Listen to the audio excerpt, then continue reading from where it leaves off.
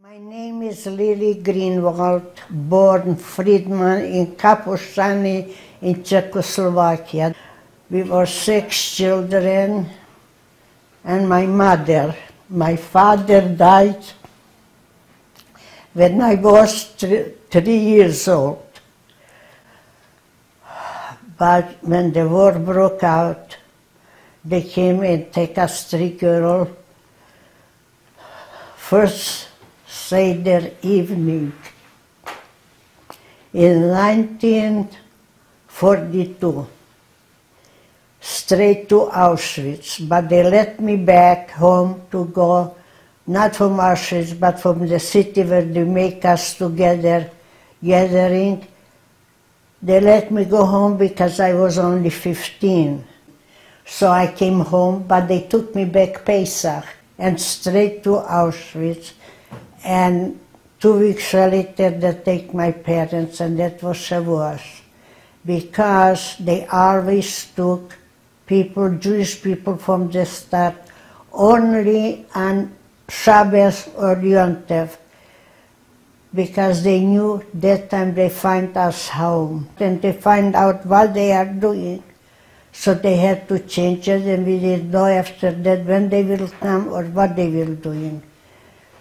And when I came to Auschwitz, one girl from next to the village in city, she passes and she sweeps.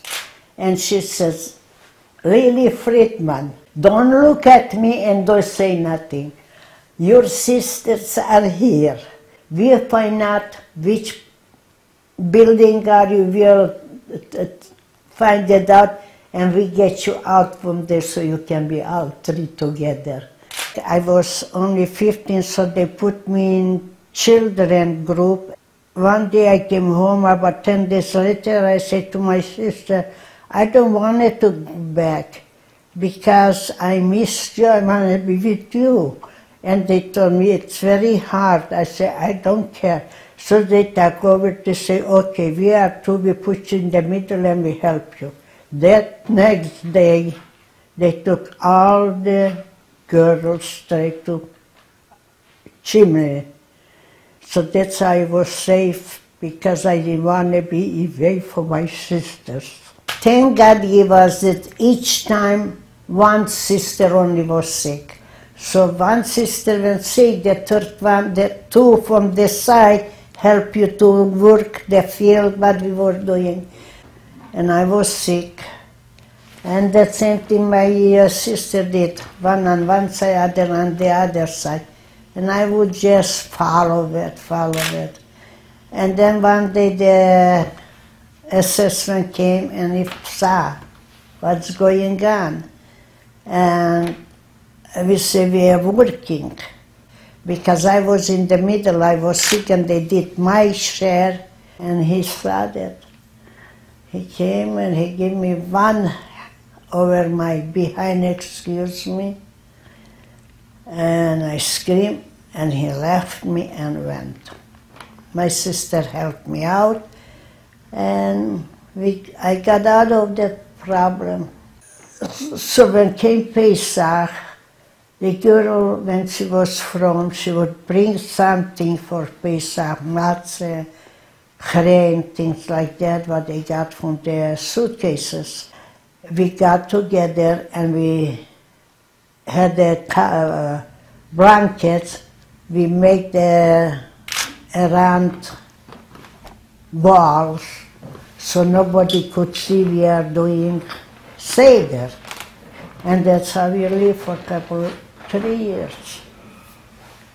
But by 3rd year, we didn't get that matzah no more. We were in Auschwitz for 3 years.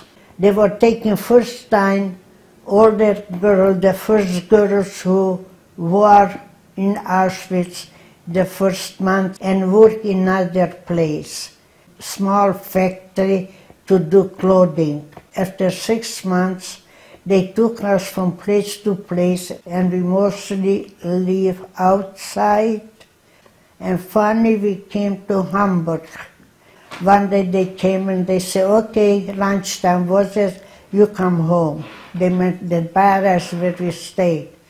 After that, they gave us a loaf of bread, what usually was for 6 people, and some salami and some butter. Finally, they come and say, okay, whatever you have, you come, we are taking to the train. We come in and they put us only about 50 people, but usually they put 100, 120 people in the train.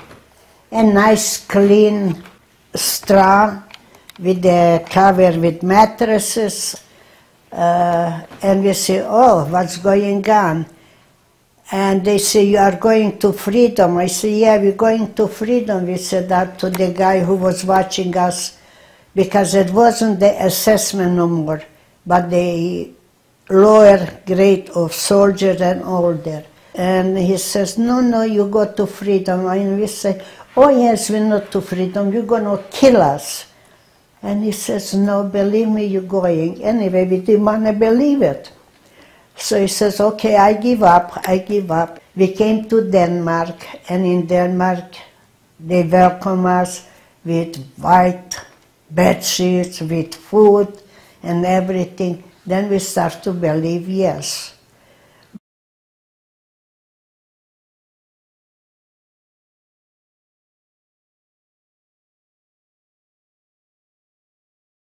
My name is Goldie Garber. I was born in Hamburg, Germany in November 1937, and I was a hidden child. During the time of Kristallnacht, Hitler decreed that all Jews from Polish descent had to be transported back to Poland. My father, my uncles, my aunts, my cousins, my dear, dear grandparents were all deported to Poland. My mother, who was born in Germany and had an infant, was permitted to stay in Germany, to immediately make arrangements to smuggle to Belgium, where we had members of my father's family. We survived the grueling trip and stayed with relatives in Antwerp, Belgium. After a while, my father smuggled out of Poland.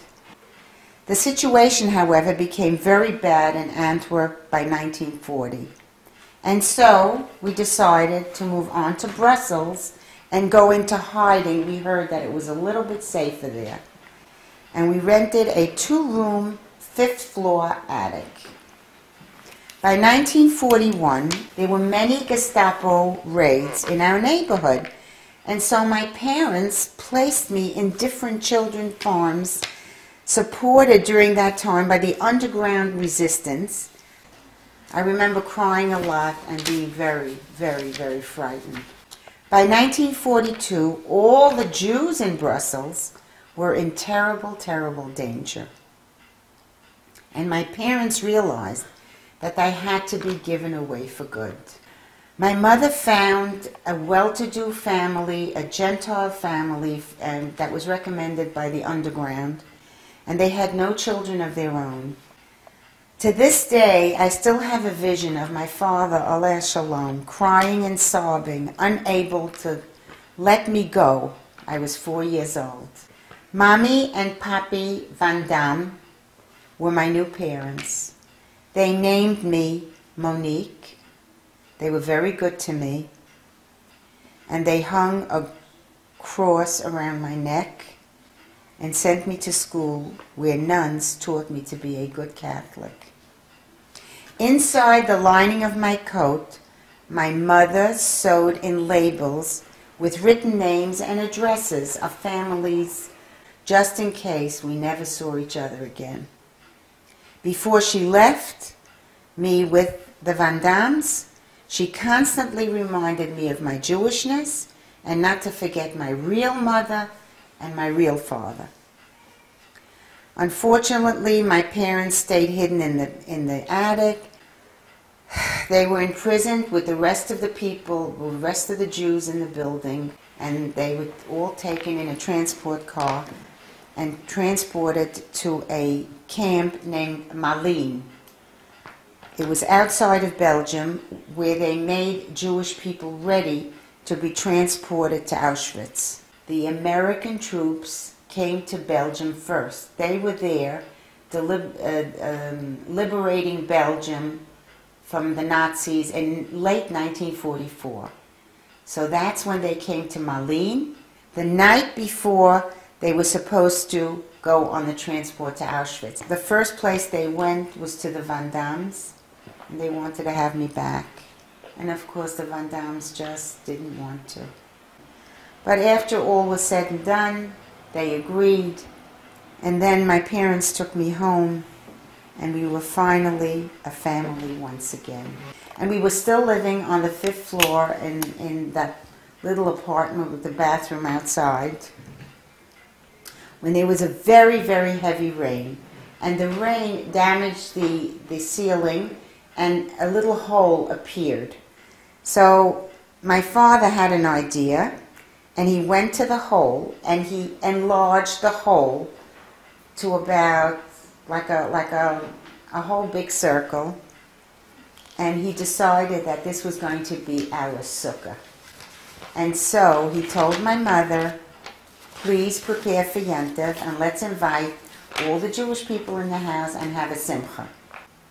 And the best part was that we pushed our table right under the hole, and my dear, dear father, Oliver Shodom, made the most beautiful kiddush in the whole world. We were finally able to come to America in 1949. I was 11 years old. My dear mother is residing in her 100th year at the Riverdale Home for the Aged. And we can visit her every day with all these children and all my grandchildren and my in-law children and my children. And every once in a while she talks about the Holocaust. I truly and in my heart believe that we were blessed. We were blessed because everyone in life goes through difficult experiences, but we were blessed.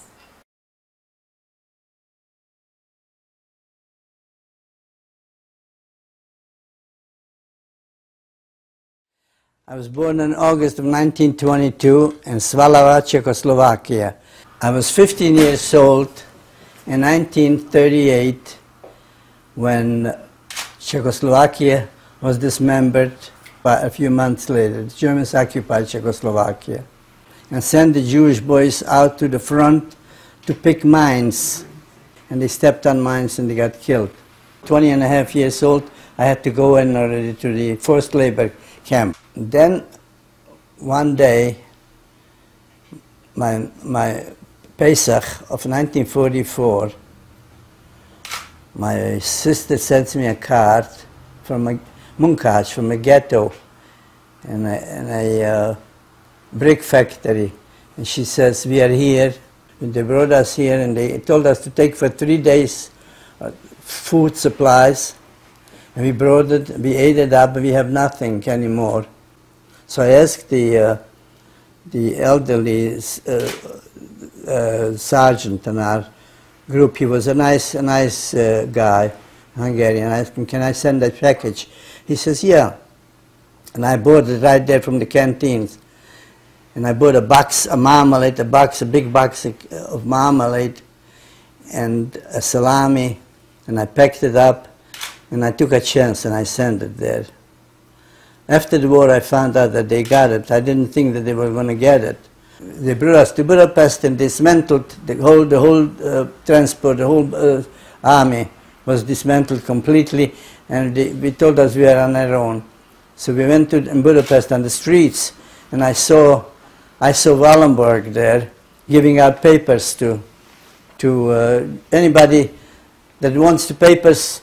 You are a Swedish citizen if you take the paper and all that. And I looked around, and I had a friend of mine that was with me, went away to someplace for a soup, and I went to follow him. I followed them there, and that was a trap. I got in there, and they brought us out of Budapest, and we saw about 20,000 Jews on the outskirts of Budapest. The Arrow Cross were pulling the Jews by the hair, bringing them to the Danube and shooting them and throwing them in the Danube. And we were going with the Nazis. They brought us there, and we came there, we saw 10,000 or 20,000 Jews there. gathered together, and they threw us in that group, and the Nazis along with us, and they started to drive us and walking onto Austria. We walked 5 days and 5 nights, 20,000 Jews, and anybody that slowed down was shot. We came to Szombathely. We were so thirsty and dry, dehydrated and hungry. And the women came out with pails of water, the Hungarian women, and they said, "Poor Jews, you must be thirsty. We brought out some water for you." And we thought they were giving us water, and they poured it out in front of us. So we got into Austria and sent us to work in places, and we put us in a big silo, 500 people. But one German officer was walking by while we were digging there, and he dropped a bread, and he said to us, "Eat it up there." And he was a stormtrooper, and he told us in German that he is an American citizen. He came for furlough, he came for a vacation to Vienna in 1938, before the war, and he was trapped. He couldn't go back, so he had to join the stormtroopers. And he threw on the bread, and he says, "Eat it up quickly." They gathered us together, and they brought us back to Wiener Neustadt, and the whole group. And there was a boat on the Danube, a river boat, and they put up two gangplanks there, and they told us to go onto the boat on those gangplanks. And they were black uniformed, those skeleton head SS troopers waiting there with dogs. And as we were walking up those gangplanks, they were so narrow. Anybody that was a little older than in the 30s and 40s, and they couldn't make it. They were falling off. And if you didn't run fast enough, they shot you. And they fell into the Danube. And the Danube was full of Jewish blood. When they disembarked us, we came off the boat, we walked off, and they marched us through the town of Linz to Mauthausen. They took us, it was overfilling. They were bringing from Auschwitz, they were bringing back, the Auschwitz was already liberated by the Russians, or if it wasn't liberated, it was being evacuated. So they evacuated them to Germany. Instead of letting them go, they evacuated them to Germany. So they brought men and women in the overfilled Mauthausen, brought us in there, and they pushed us in the barracks. And there was room for maybe for 200 people. They pushed in 2,500 people into a barrack, so that we were standing next to each other like sardines. We couldn't sit, we couldn't, and if you slid down, if you couldn't stand anymore and you slid down, you fell on dead people, and you were sitting on them, and they weren't cleaned out or anything. And then once I see the Americans dropped by accident, whether by accident, I don't think they did it deliberately.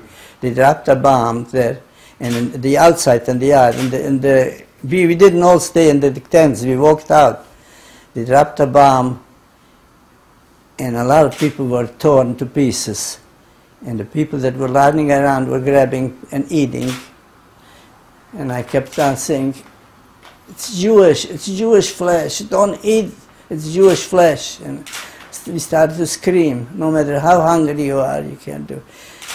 And I learned in the yeshiva and all that, and I said to myself, here the Tochach is coming through, which was the curse of the Tochach, which we read once a year. And I didn't think that would ever happen and ever will happen in my lifetime, anything like that.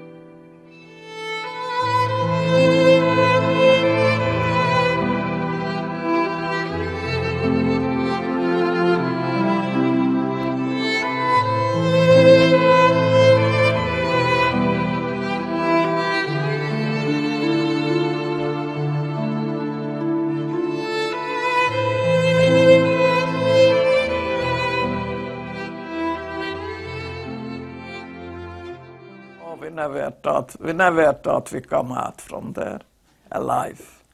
See, the next morning we arrived, one of these blockaders stood up and was telling us, "You don't know what's happening here. You will never see your parents and your small children. You will never see again. When you went to a shower, they went to a shower which gas came out, and they all died there." And we didn't believe that. It's impossible. That's not possible that people could do that without no reason, just to kill people by the hundreds and hundreds.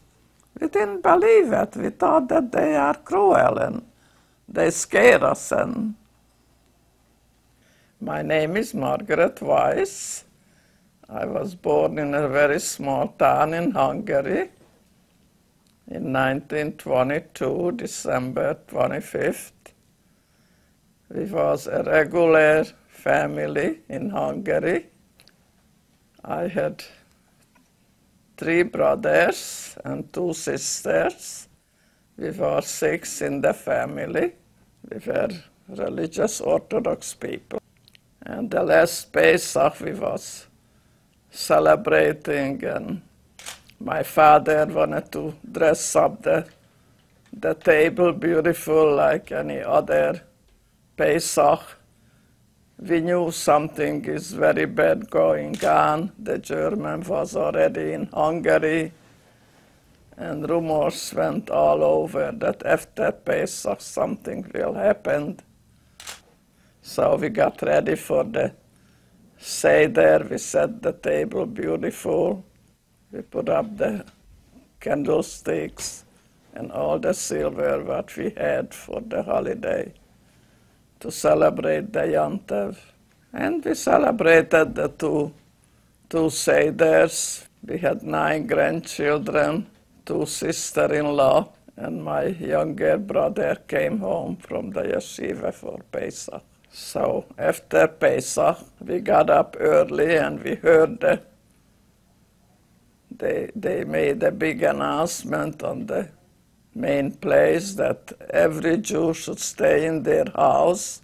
So we was waiting and we knew it's something very bad will happen. So we saw from our window that not police but gendarmes with the black rooster, and we saw those people taking Jewish people with some bundles. We didn't know where they take them, so finally in the afternoon, looks like it was our turn, so they came to our house. We told us that we should leave all the jewelry, give it to them, all the jewelry we have, and we should take 1 change of clothing, and we could take some food for the evening. Anyway, we was there till the next afternoon, and they put us in cattle cars. Empty cattle cars, every cattle cars, they put about 55 people, 55 people. So finally they locked all the cattle cars, and the train started going. And in a few hours we got to in Hungary, a bigger city, where there was a ghetto, and they put us in a private home. They gave us 1 room for about 6 families, 1 room, and everybody had as much space as they can lay down like sardines. And we were spending the next night there. We stayed there about 4 weeks. After 4 weeks, they took us again in a cattle cars.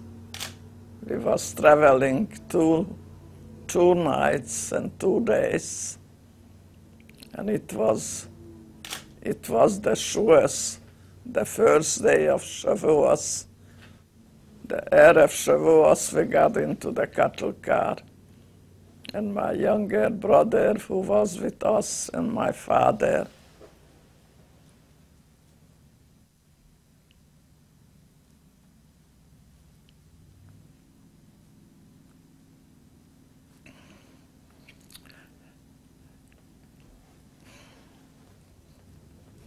Was saying the broch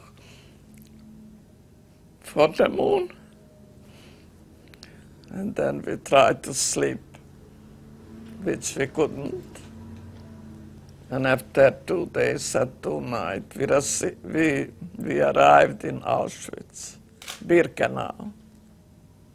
They opened up the cattle cars and they let us leave all our clothes and everything. Just get off from the cattle car and they took us to they called it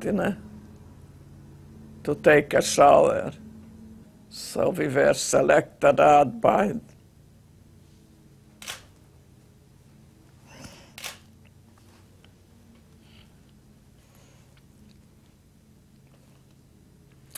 Dr. Mengele. They took away from my older sister her 3 children, and they gave it to my mother because they didn't believe those children belonged to her. She was very young, 27. So she came in the camp with us, and the old people were selected to go on the other side.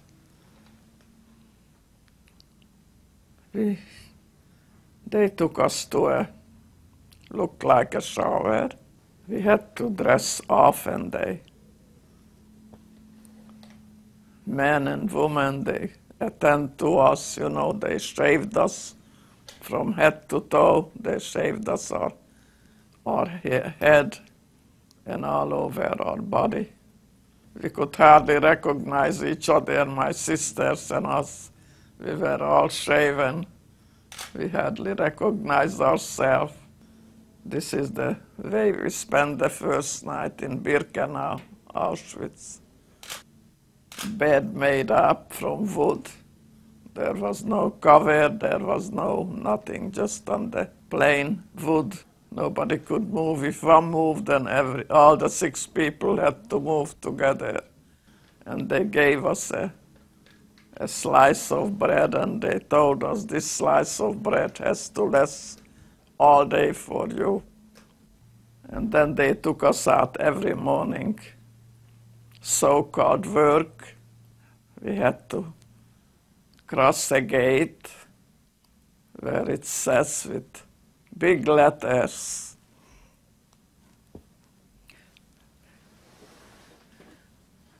Arbeit macht frei. I don't know what was the use for the whole work. We was just carrying like grass blocks one place to the other all day. And then at night, 6 o'clock, they took us back to the camp where they gave us one bowl of soup. It looked like we used to give us, the peasant used to give us to the pigs. Pigs, like, not eatable for people, just for animals. So this was going on till I got sick. So they find out that I had paratyphus. And I had 2 weeks high fever. And somehow looks like I had to live. So I survived. I had no strength. And it was like end of December, middle of December. One day the German came and they said that dress up and come with us. If you don't come, then you die here. We dressed up, we went to the gate to go out from the place. Then we turned back because we didn't have the strength. So we went back to our bed and we said, okay, whatever it will be, we have to die, we can't walk. We was lucky because some people forced themselves and they got shot middle of the way. So we stayed there for about 10 days. Nobody was around. No Germans, no supervision, nobody was around. And people who had a little strength, they went out and they tried to bring some food, whatever they could find, which was very little. And if we were lucky, they throw us something to eat. But they themselves, they didn't have too much. So after about 10 days without anybody there, the Russians came and they liberated us. And they bought us huge plate of food the next morning. We couldn't even touch it. So we was lucky that we couldn't eat, so we survived. Two people were very hungry and they ate the food. And in 2 weeks they all died from the too much food what they consumed. So they passed away one by one. So we survived because we couldn't eat. And then we are here in Los Angeles. We built a family. I have a daughter and a son. Beautiful family. They both have 3 children. And let's hope I will live a few more years and I will have nachas. I have 2 great-grandchildren now, one from my daughter's side and one from my son. And this is the way we build up, and looks like there is hope for the Jewish people.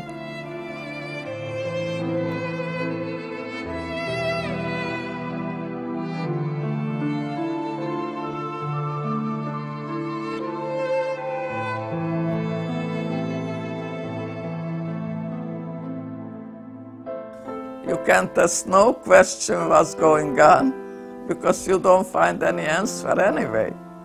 Even if you ask a question, there is no answer. You don't see them anymore, and that's the end.